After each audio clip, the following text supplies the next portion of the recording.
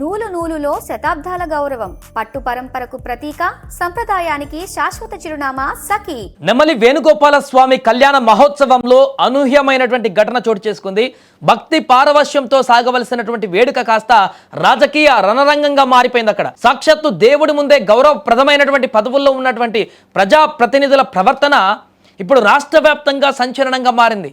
అక్కడికి వచ్చిన భక్తులు కూడా విస్తుపోయారు. తిరువూరు నియోజకవర్గంలోని గంపలగూడెం మండలం నెమలి గ్రామంలో వేణుగోపాల స్వామి కళ్యాణ మహోత్సవం అత్యంత వైభవంగా జరుగుతుంది.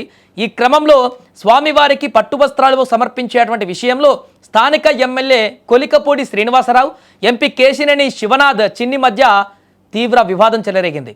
ఆలయ మర్యాదల ప్రకారం పట్టు వస్త్రాలు ఎవరు సమర్పించాలనే విషయంలో ఇరు వర్గాల మధ్య మొదట మాటల యుద్ధం మొదలైంది. ఇది కాస్త ముదిరి తోపులాట వరకు వెళ్లడంతో అక్కడున్న భక్తులందరూ కూడా ఒక్కసారిగా విస్తుపోయారు.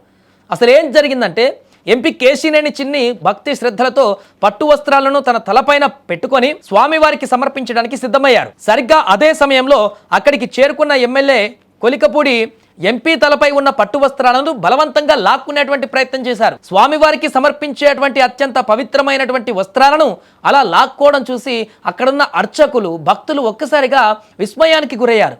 ఒకరినొకరు నెట్టుకుంటూ భగవంతుడి సన్నిధిలో ప్రవర్తన అంటూ భక్తులు తీవ్ర ఆగ్రహాన్ని వ్యక్తం చేశారు. ఏంటి ఈ గుడిలో ఇలాంటి ప్రవర్తన అని.